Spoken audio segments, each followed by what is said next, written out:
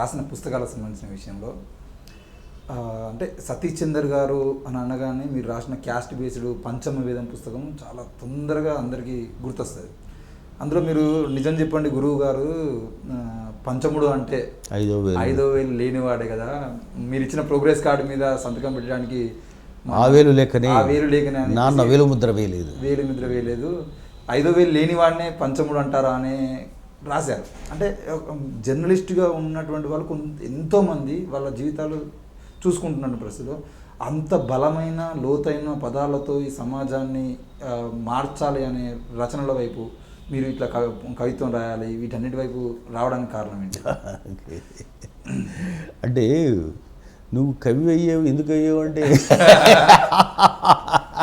అంటే మీరు already main స్ట్రీమ్లో చాలా పెద్ద స్థాయిలో ఉన్నటువంటి జర్నలిస్ట్గా ఉన్నప్పుడు కూడా ఈ పెయిన్కి సంబంధించిన రచనలు నువ్వు కవి అయ్యావు ఎందుకు అయ్యావు అంటే కవి కాకపోతే ఏమవుతాను నేను వేటగాడి అవ్వాలి.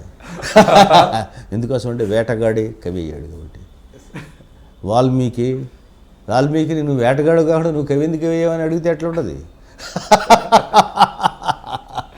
కదా. సో అంటే కవి అనేది మన అవసరం కొద్దీ సహజంగానే కవిత్వం అంటే ఏమిటి,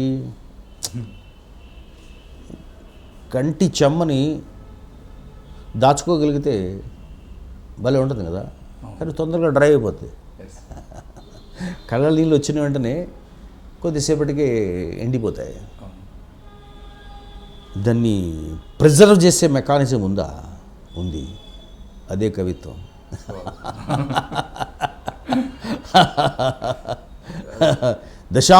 శతాబ్దాలు తర్వాత తవ్విన అవమానాలు ప్రాణాలతోనే బయటపడతాయి. అవమానం పొందినప్పుడే కదా కళ్ళ నీళ్ళు వచ్చేవి, పచ్చిగా ఉంటాయి. 100 ఏళ్ల క్రితం 100 ఏళ్ల క్రితం తవ్విన అవమానాలని కొత్తగా చూపించిన మళ్ళీ మనకి కళ్ళు కొత్తగా చెమ్మగిలాల. సో కవిత్వం ఆ పని చేస్తుంది. సో నేనేమిటో, నా సమూహాలు ఏమిటో, వేల ఏళ్ళు ఎంత సఫరింగ్ గురయ్యారో, ఎన్ని అవమానాలకు గురయ్యారో, వాటిని మళ్ళీ కొత్తగా ఇప్పుడు ఈ సమూహం నుంచి వచ్చిన వాడు చదివితే కదా అని మళ్ళీ కొత్తగా వాడికి కళ్ళు చెమ్మగిలిన తర్వాతే పిడికిళ్ళు బిగుసుకుంటాయి. సో కాబట్టి చెమ్మగిల్లని కళ్ళవు చేతులు ఇలాగే ఉండిపోతాయి. చేతులు చాస్తే యాచించడమే, బిగిస్తేనే పోరాడడం. అది కంటి చెమ్మ తెలియని వాడి చేతులు ఇప్పుడు ఇట్లాగే ఉంటాయి, కంటి చెమ్మ తెలిసిన వాడే చేతులు బిగిస్తాడు. సో కాబట్టి అప్పటికి 80వ దశకం ఒక రకంగా ఆర్థిక చైతన్యం బాగా పెరిగినటువంటి దశకం. నేను ఎమర్జెన్సీ కాలంలో కళాశాలలో గ్రాడ్యుయేషన్ చేసిన వాడిని. సో హక్కులు కోల్పోవడం ఏంటో కళ్ళారా చూసిన వాడిని, హక్కులు కోల్పోవడం మీద పోరాటం చేసిన వాళ్ళతో కలిసిన వాడిని.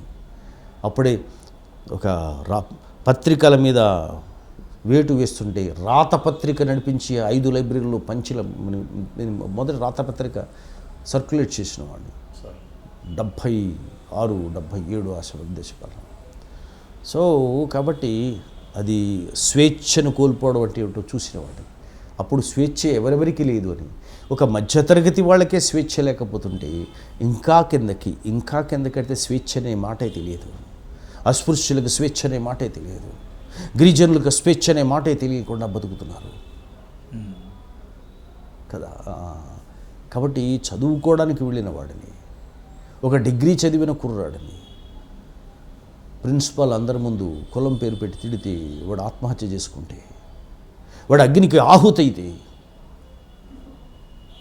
అది ఒక పాత్రికేయుడిగా రిపోర్ట్ చేస్తాను.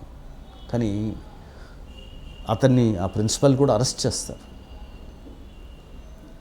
కానీ వాడు ఒక్కడే కాదు, ప్రిన్సిపల్ అంటే ఒక్కడే కాదు, వాడిలో ఉన్న అగ్రవర్ణ దురహంకారం అనిపించింది.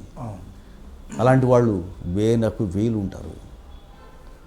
వీడు ఒక్కడిని తీసి అవతల పారేస్తే ఏమిటి వచ్చేది అందుకని ఇలా ఎంతమంది ఏం చేస్తాం మనం? కనీసం ఆలోచింపజేద్దాం. నాకేదో ఆ దుఃఖం అలా ఉండిపోయింది. అలా 2 సంఘటనలు చదివిన తర్వాత, ఆంధ్రభూమి చీఫ్ రిపోర్టర్గా ఉన్నప్పుడు, తర్వాత మళ్ళీ ఇంకో పత్రిక ఎడిటర్గా ఉన్నప్పుడు కూడా 2 అలాంటివి జరిగిన తర్వాత నాలోంచి నేను బయటికి రావడానికి, సంపాదకీయం రాసినా రాలేకపోతున్నా, వార్త రాసినా రాలేకపోతున్నా. అప్పుడు మొత్తం దుఃఖం అంతా అలా ఉబికి వచ్చాక కొంచెం తేలికపడ్డా. అదే పంచమ వేదమైంది.